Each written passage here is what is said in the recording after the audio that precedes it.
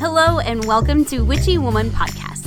I am your host, DaNae Sweet, and this is episode 43. Today, I will be talking about pagan families, and I had the amazing time interviewing a pagan pair of parents. Wow, pair of parents. Sounded weird, but anyway, I got to interview them, and they were fantastic. They shared with me how they integrate or don't integrate some of the things about their beliefs and their faith into how they raise their children, and into holidays and day-to-day living. I thought it was a really fascinating topic, and that I thought maybe some of you might be able to relate with what they're going through. So I want to thank this family so very much, who will remain anonymous.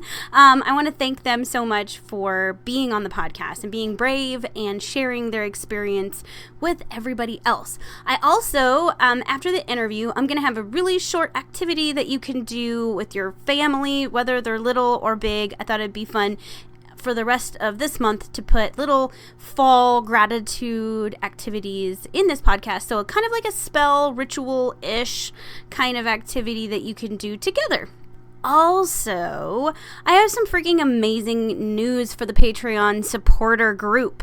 Everybody in the WW Coven has to look forward to a brand new sponsor team. So if you're there's 3 tiers, and each tier gets a different benefit, and it kind of compounds as you go up. So the top tier gets a quarterly gift from me, and I am out of time and having a hard time getting those out. So I got sponsors to send you gifts from their businesses. So we have Rena Dwelle from Holistic Healing Therapeutics. She is joining us in January, so you can look her up. I will be having all of her information, all the sponsors' information will be in the show notes on the website and on Facebook, so you can check them out. So Rena will be joining us in January, and she is an amazing magical creator, so I'm excited to see what she has to offer you guys. The other 2 is Kristal Gade of EarthMomma Creations. She's actually kind of local to me, so that's cool. She makes jewelry and all kinds of witchy goodness, and I will post her information in the notes. And we also have Shelley Leggett of Lavender Potions, and she is a psychic medium. So they all 3 will be joining as a team of sponsors to be offering the top tier, and the middle tier is going to be getting card pulls and gifts from this sponsor team. So if you want to check that out, if you want to become a sponsor of the show, and if you do that, you can join our WW Coven. You go to patreon.com/witchywomanpodcast, and I will make sure that I have that in the show notes so that you can click on that and check out all of the new stuff I have going on in that group. Just for an example, today we did some videos. I did some videos and showed 2 spells that we can do tonight on the full moon.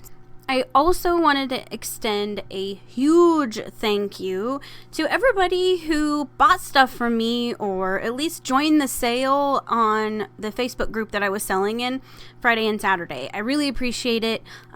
Seriously, thank you so much. Like, I made enough purchases to actually pay some bills this month, so woohoo! And thank you so much, seriously.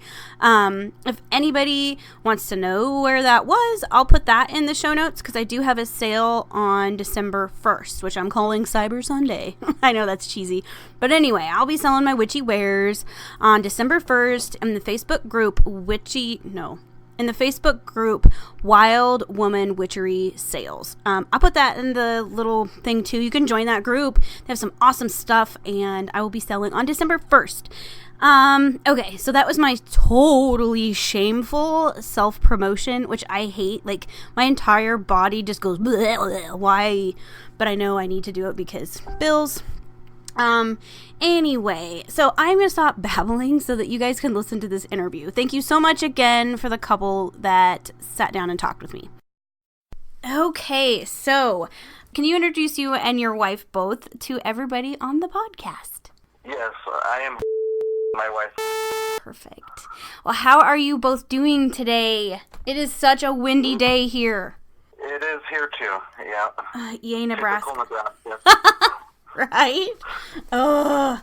Okay, so I have you guys on the podcast today because you are not too far from me. You're only, I don't know, an hour and a half from me, and you have a family and practice a completely different path than the norm here, which is, normally is Christianity around here.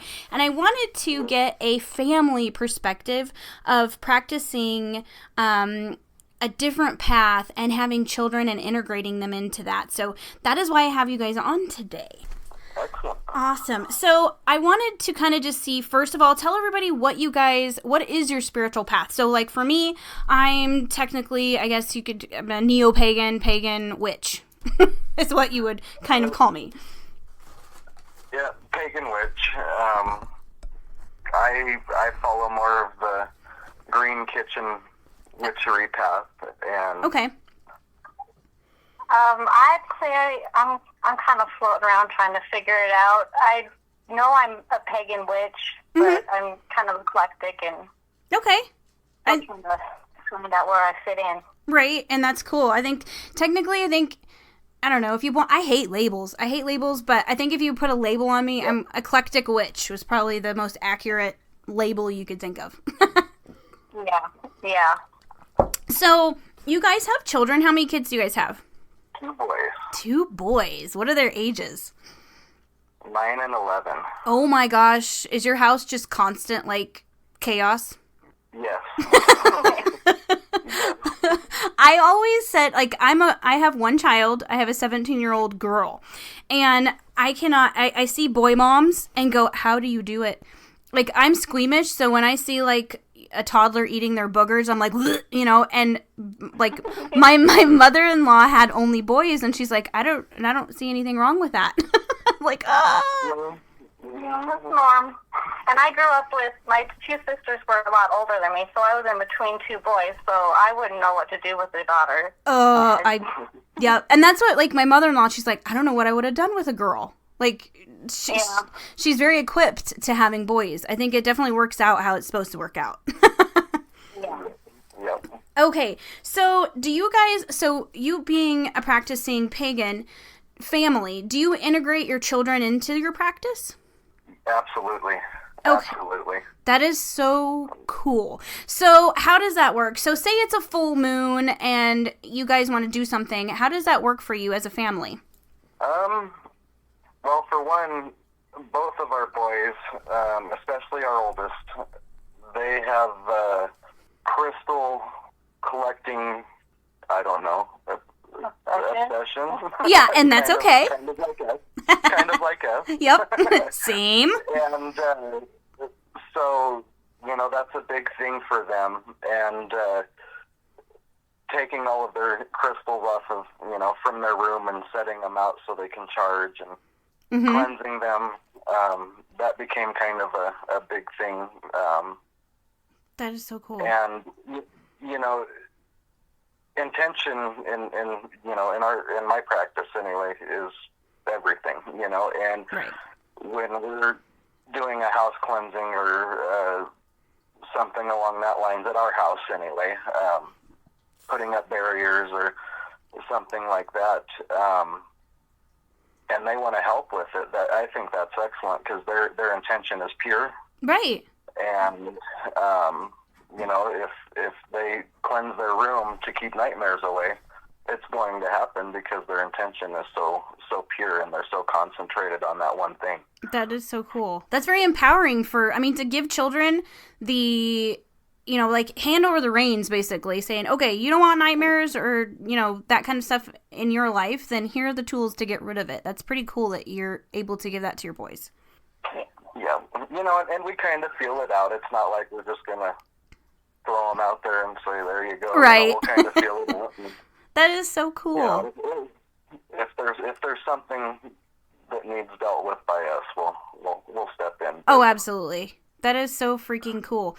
So as like a pagan couple, how do I want to say this? How do you involve them in your practice? So for me and my family, I am the only witch or pagan in the family. My husband kind of is he's feeling it out.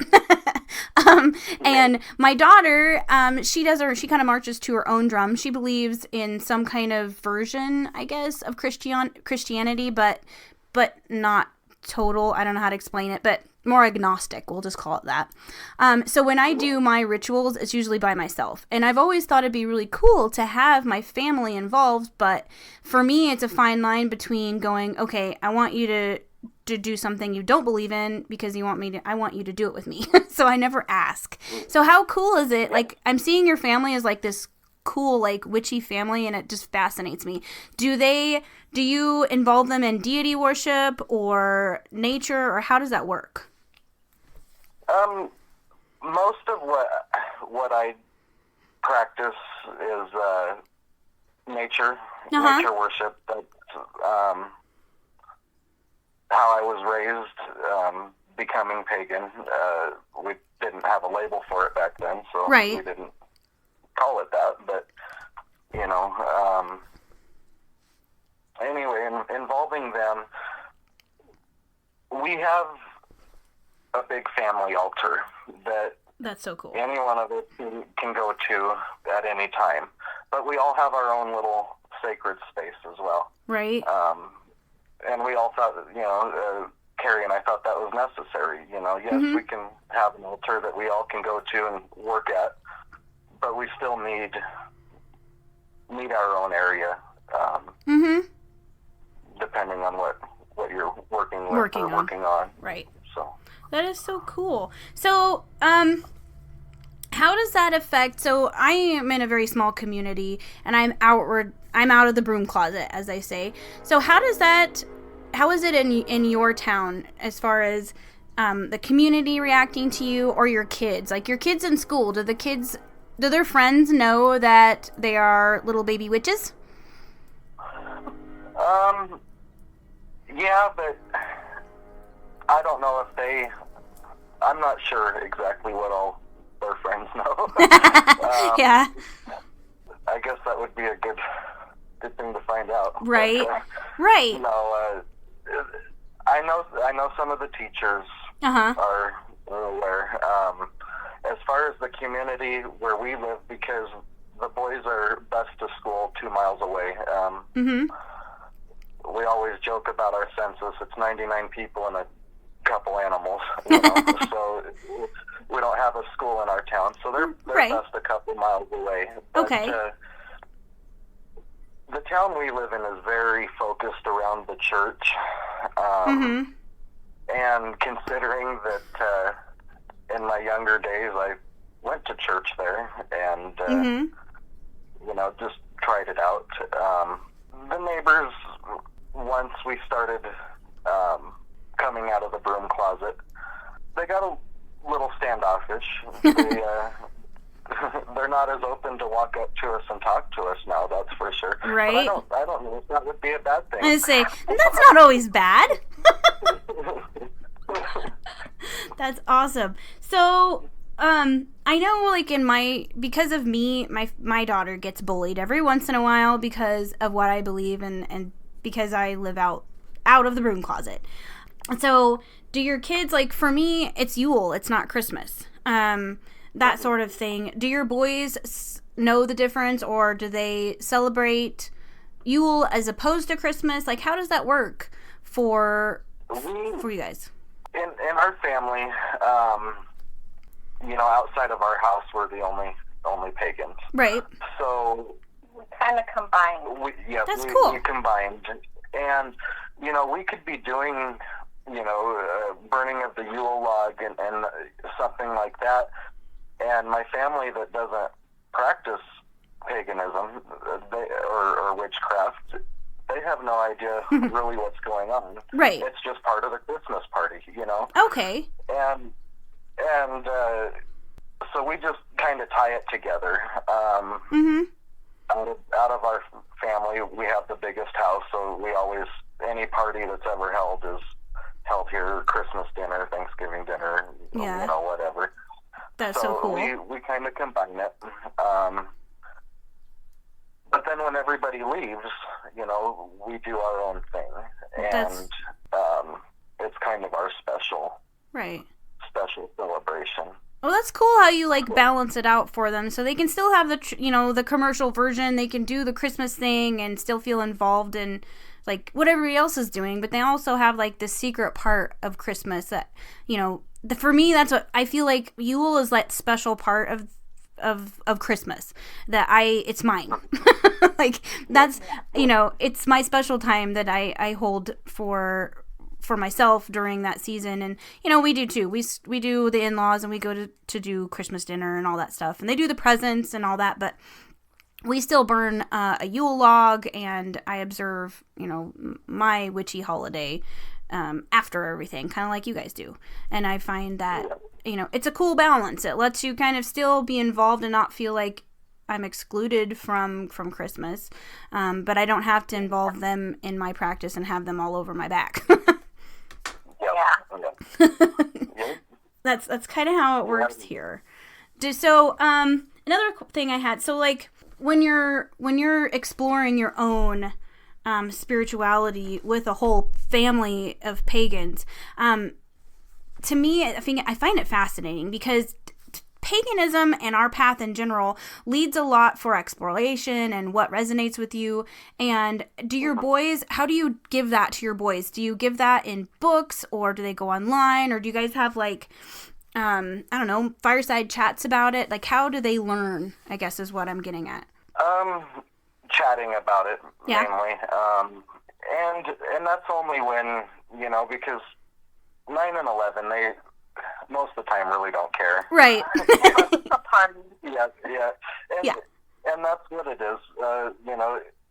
If you hold a party, they're going to enjoy it. Oh, hell yeah. No matter what you're celebrating. Oh, yeah, for sure.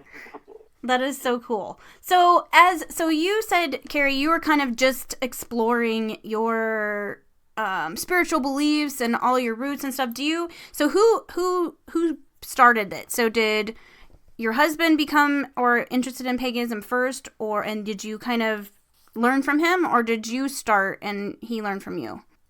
Well, he started, it's kind of been introduced throughout my life. It's just been, the whole unknown, scared, didn't understand it, kind of just blocked it out. But then I started seeing what he was doing, and I was getting more understanding, and so now I'm just kind of figuring out where I fit in.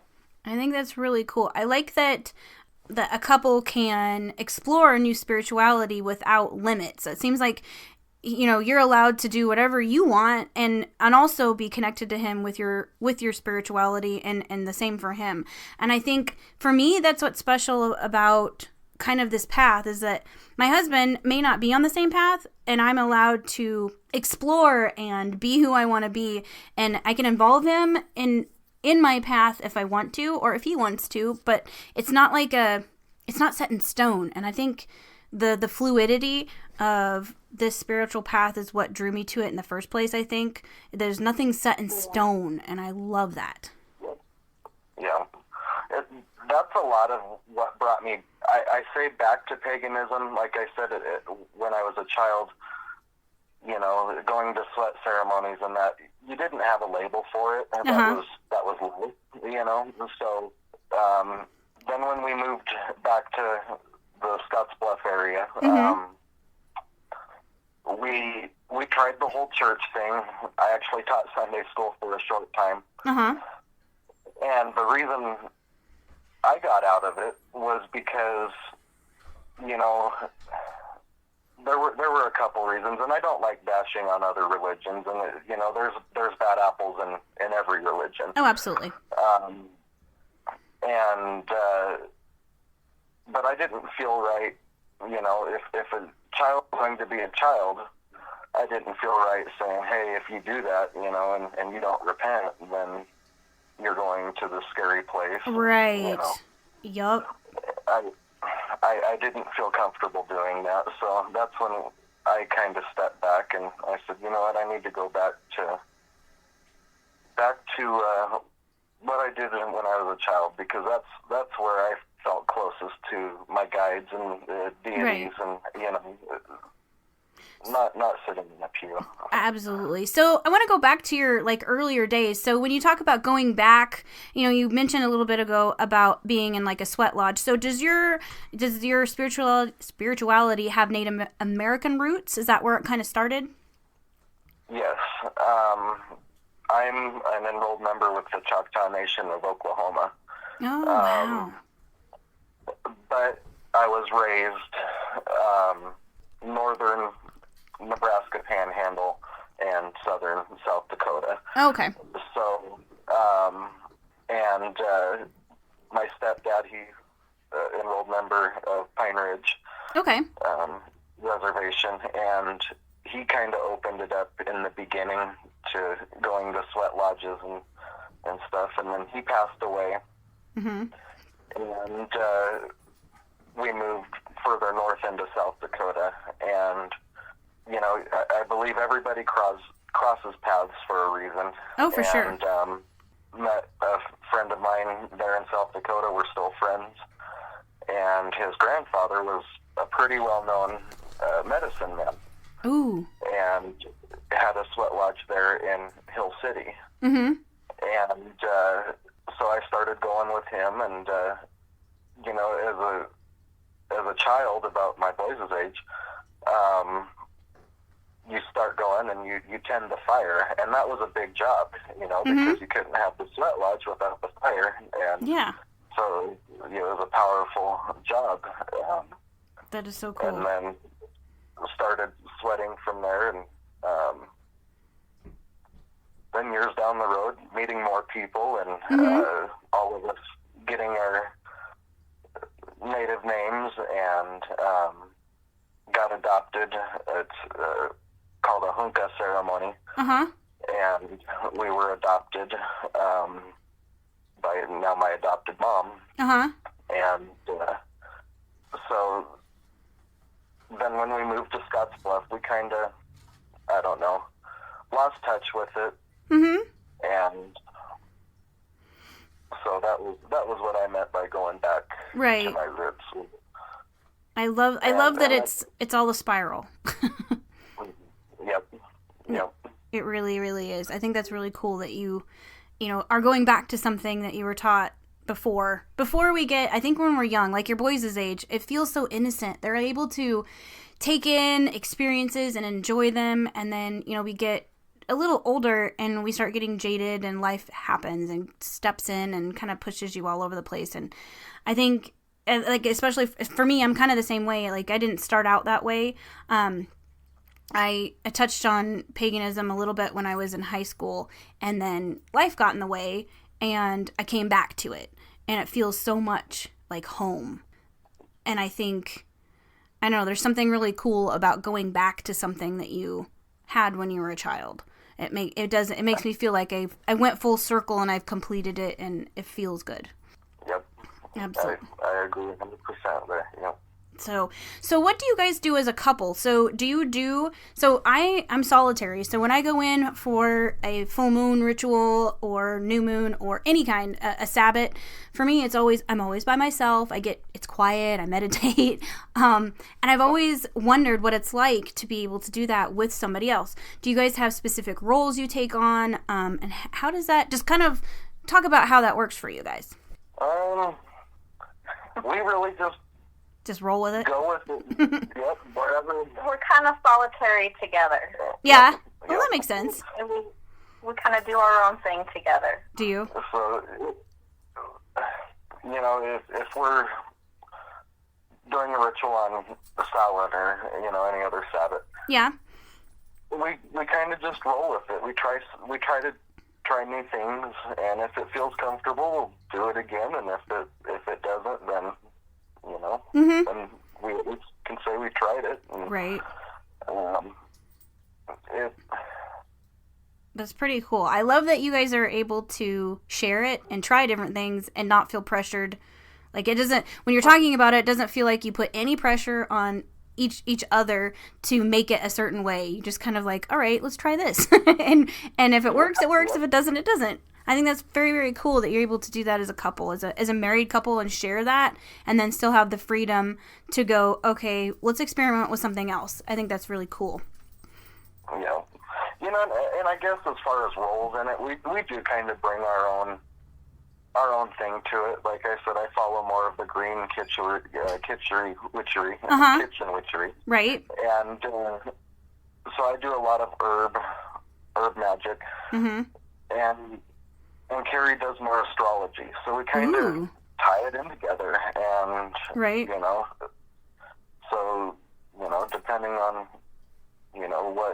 if we're in retrograde or, whatever, we kind of help each other out that way. She lets me know why I'm feeling the way I am, and I say, okay, well, here's some herbs that'll help. That is so cool. Very, very cool. I love that you're able to live your life. Like, for me, I have to separate. And I think everybody that lives this path has to have, your muggle life and then your magical life. And I feel like because you involve your family, you get to have a little more of your magical life in your muggle life. And I think that's really, really cool and special that you're able to do that. Like, here, they let me do whatever I want, but they're not involved in it. And so my magical life is usually confined to my she shed where all my crap's at. Like, that's where I do all of that. I don't really do much of it in the house with them. So it's all stuck in there. I do have, like, crystals and shit all over this house, but my working altar is in a private spot where I just do my own thing. So I think it's so cool. I'm fascinated that you're able to live this way in the Midwest, for one, and in a town that's predominantly Christian. I think that's really, really cool. Yeah. And there's some positives and negatives to, being so secluded. Oh, when yeah. When practicing something that's not mainstream. You listen to YouTube witches or whatever, and they talk about trying out this coven because the last one didn't work. And it's right. Like, wow, you have options. I know. Yes. I have always dreamed, like, especially when I was younger, and the older I get, the more I'm like, eh. But especially when I was younger, I thought it would be the coolest thing to be in a coven surrounded by people that, get it. I think, and still I would jump at the opportunity to be able to do that. But like you said, here it's not like we can do that. And I swear if I, like, had a circle of witches out here, around a bonfire, we'd probably get arrested for something. I don't know what they would call it, but yeah. It would be probably a big deal. So I think like you said, I think it's cool being secluded because, we can do our own thing, and I see some, like you said, some of the YouTube witches and some of the other people I watch on social media, they're affected by their coven. Their beliefs are affected by their coven because you can't help, it's organized. And we have the freedom to do whatever the hell we want because we're not attached to one. So, like you said, good and bad. Yep. Yeah. I like that. So do you guys, so I did an episode a couple weeks ago, maybe it was last week? No, a couple weeks ago, about wearing a pentagram or a pentacle on your persons and how that affects the way people see you, because it's got a really bad rap that because of movies and satanic scare and all that stuff. And I have one that I wear periodically that I got just last month. Do you guys wear any kind of symbols of your faith on the outside of your clothing? You want to answer that first? Yeah, I don't like to leave the house without. I have a pentagram and a amethyst. Mm-hmm. And just maybe 3-4 weeks ago, somebody commented on it, and it's like, well, I guess I'm just going to come out of the broom closet. This is my protection. I'm a witch, and she was so excited because really? She was a witch too. Oh my gosh! And I was like, oh, that could have went so many different directions. Oh my gosh! I bet I would have been excited, like so excited. Yeah, I called him as soon as I got out of the store. I was like, I just met another witch. Oh my gosh, that is so cool. I've only had a couple times when I'm able to do that kind of thing, and every time I'm like, I just want to make you my best friend and take you home. Yeah, I'm so excited. so excited. So my pocket is coming with me. Exactly. Oh my gosh. So do you wear yours on the outside? Yes, unless I'm at work, because it's easier that way. Yeah, there's laws to protect against the discrimination and stuff, but yeah. It just makes it easier. But all of my employees know who you are. who I am. That's cool. So yep. it's kind of out of respect. They don't wear big crosses either. So right. Well, that's cool. They just don't include it. But yeah, I do. I wear mine out of my shirt everywhere else I go. So. Right. And I'm kind of the same way. Like, if I go to Maddie's school, because I know they already have an issue with it, I will put it in underneath in my shirt, so they don't have to see it, so Maddie doesn't have to deal with it.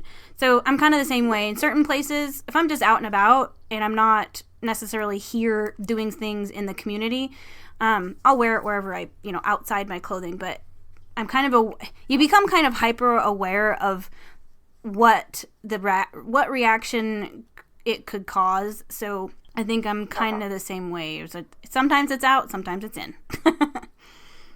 He has to tell me sometimes, cover it. It's like, and she's, I don't think about it, and it's like, right. Well, whatever. This is who I am. And yeah, and I'm a stay-at-home mom, so that's pretty cool, nobody though. really cares. Right? Yeah. No, I think that's really, really cool that you're able to. I want. It would be so cool. Like my like someday dream would be to be able to do that here. Like walk into the school with my pentagram out and have nobody say a damn thing about it. Or have it affect my daughter. But the reality of it is, right now, it definitely does. And it's like a fine line between being authentic to myself and protecting my daughter. Yeah. So I think everybody, even if you're not a witch or a pagan, I think if you come out to this side of, especially in this town, if you came in and you're a Buddhist, I think people look at you probably the same way. Ooh, you're weird, you're different. So, I'm hoping like people like you, your family, the more people have to deal with us and see us, it's kind of like it's desensitization to different. The more we're out there doing our thing and they have to see it, the less they eventually react, hopefully. Yeah. And I think it's so cool that you guys are doing that because you're part of the solution. I'm not trying to convert everybody to be a witch. I just want to convert everybody to being tolerant and respectful. Yep. Coexist is a must. Yes. And that's one thing we teach our boys. Don't ever bash anybody for right. their beliefs. Yes. Because that's their right, for one, and for two, if it makes them happy and a better human being, yes, let them do it. Absolutely. And, one way we're kind of just forcing ourselves out into the community. Yeah. And one of my past jobs was setting up events and cooking for these events. Uh-huh. So now we're doing it in our community, and so they're going to have to face us, right? And we're not going anywhere. Yeah. And I think most of the neighbors are open to that, but there's some that aren't happy about it. Right. But we're this coming couple weeks from now, I guess, we're doing a harvest festival and showing that pagans are good people. Right. We're not. And not evil. so we did a pumpkin patch this year, and we actually made it through 2 major hailstorms, and wow. Now we're donating all of the pumpkins to the funds raised from selling pumpkins at the Harvest Festival. Mm-hmm. All of those funds are going to the Children's Miracle Network. Oh, that's so cool. We're showing them that hey, we're here. Mm-hmm. We do good. Right. We're we help the community out. Mm-hmm. And I think that's such a cool thing that you're doing. You're showing them that we can provide value too. We're not just the weird people at the end of the block. Like, we can do good things for the community. Doesn't matter what we believe in. We still want to help one another. And I think you're setting an amazing example. And they can't help but eventually just go, okay, you do you and I'll do me, and we'll all be, coexist, peacefully. And I think having you guys do that in the town you're in is such a cool thing, and I want to thank you for being brave, because honestly, it is, you got to be brave in order to be different out here. Definitely. It's so give yourselves a little pat on the back for that, and for raising your kids, because your kids are going to be way ahead of the curve. They're going to be, tolerant and respectful and open-minded, and I think there needs to be more kids like that are like, oh, cool, you believe in that? Awesome, I believe in this, and now let's go play G.I. Joes. Yep. And just this past winter when we had the major blizzard come through, that was a big teaching moment for the boys, because, they were questioning why, I'm one of the few people in town that have a tractor with a blade on it. Right. And they were kind of curious as to why I was over plowing the church's parking lot. Yeah. When we don't go there. And I said that it doesn't matter if we go there. Right. We need to help people out where we can help out. Absolutely. And so. That's so cool. Yep. You're leading a very great example for them, and there needs to be more, like, no matter what we believe in, I think there just needs to be more of that. That kind of example will make our world such a more loving, peaceful place, and you guys are one of the pieces in the puzzle. So I wanted to share with everybody what it's like to be a pagan family out here in the middle of nowhere, and predominantly Christian. People talk about the Bible Belt and living in the Bible Belt when you're a pagan or anything else, and it's just as tough up here. And people I don't think they really realize how secluded and how Christian things are here. But it's just as hard. Yep. Like, I don't know about you. Like, we live in a town, I don't know, like 300 people are here-ish, and I think we counted 7 churches. So, wow. Yeah, I call it churchy. It's very churchy here. And that's okay. Yep. But it makes you stick out like a sore thumb. And I think people like us are a good example for others, and that's what I try. It's very hard. Sometimes my ego gets the best of me, and I get really pissed off, and I want to yell and, get mad at people for being mean to my daughter because of me, or calling me crazy because of what I do, and it does piss me off. But I try to swallow it and be as nice as I can to everybody, so that they can see that I'm different, I'm odd, I'm weird, whatever I am, but I'm not mean by any means. I'm kind.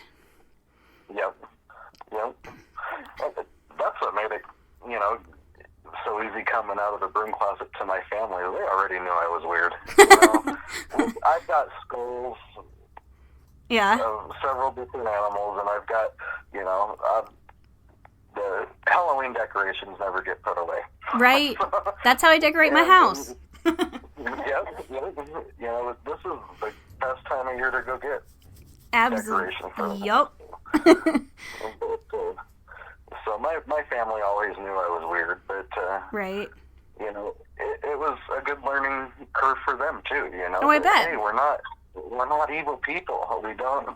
Nope. We don't worship the devil. We can mess things up on our own. We don't need help.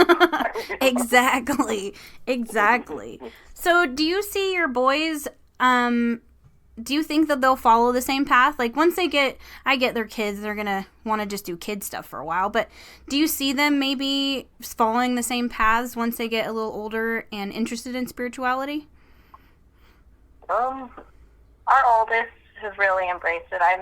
I see him. My youngest, he just kind of just follows along. I'm not sure where he lies in the whole thing. He just, I don't know. Every once in a while, I'll come up here, and Lady Grave Dancer is like their favorite YouTuber, and they were so excited when her videos came back on. Aww.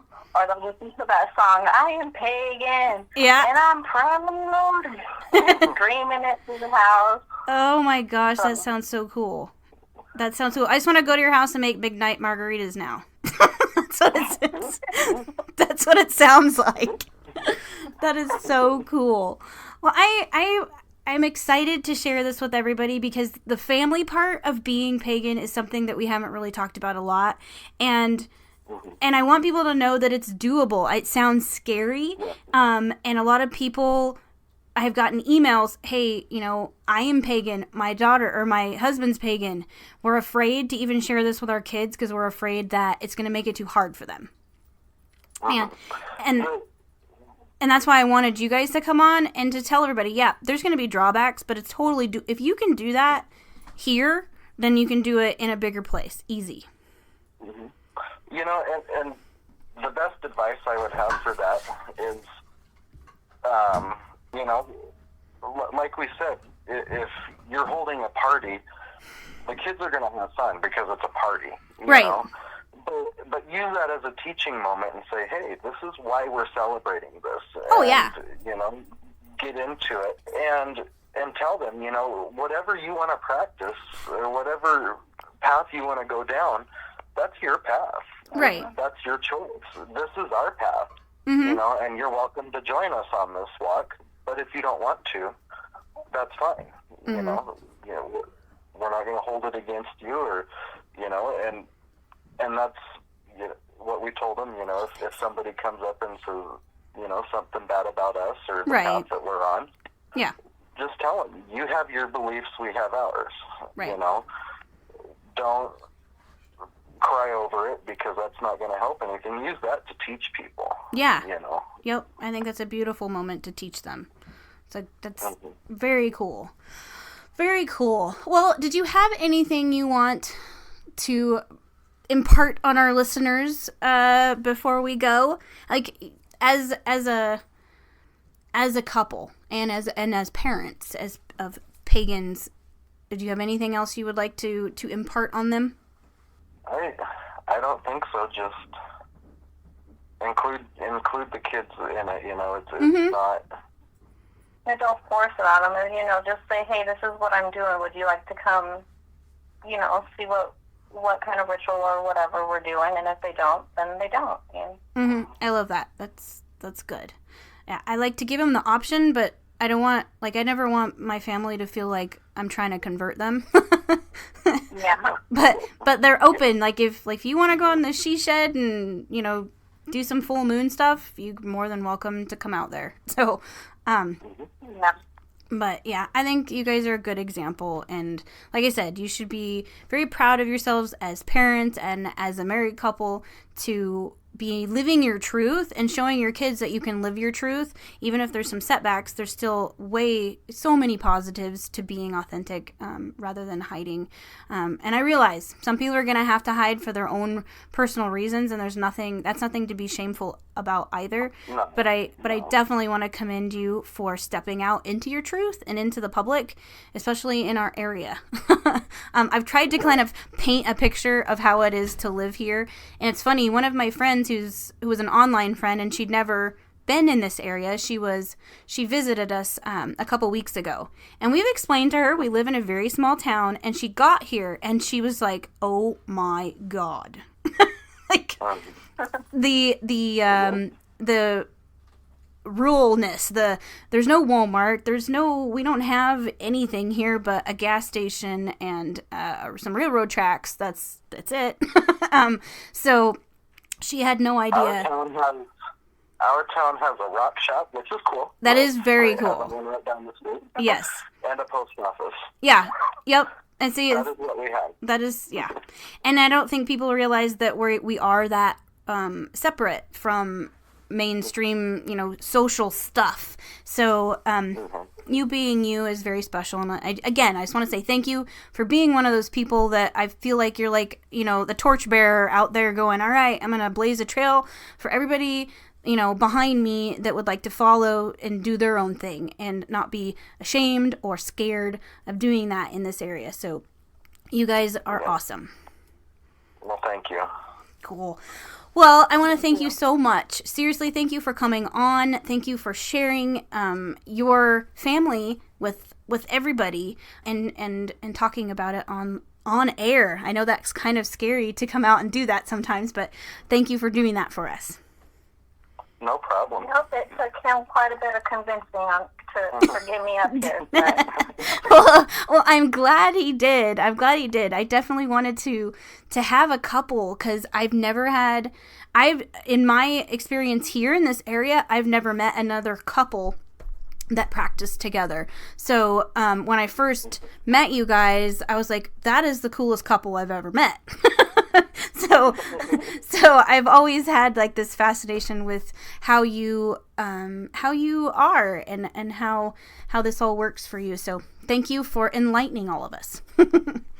No problem, and thank you. Cool. Again, thank you so much for coming on air and sharing your experiences with the rest of us. We really, really appreciate it. As always, you can get a hold of me on Instagram at Witchy Woman Podcast, on Twitter, DaNae_sweet_. I promise I'm getting better at that platform. You can email me, witchywomanpodcast@gmail.com. You can join our Facebook group called Witchy Woman Friends. It's a closed group, so if anybody is inside the broom closet still and you don't want your friends to see what you're posting, this is a safe group. Nobody will see what you post in there. Just click to join. You can also go to our Facebook page, Witchy Woman Podcast, hit like. That is where I'm going to keep you updated on all episodes or any kind of major announcements I post there first. And also, I know I spoke about it in the beginning of this, but if you would like to become a Patreon supporter, head over to patreon.com/witchywomanpodcast and click on any of the tiers. If you choose any of the tiers, 1, 5, or 10, that gets you into the WW Coven. And then tiers with the $5, tiers with the $10 also gets you different compounding benefits. So check that out, and thank you so much to all of the 3 new sponsors for the Patreon groups. I really, really appreciate all of you, so thank you. And I guess until next time, stay witchy. Bye-bye.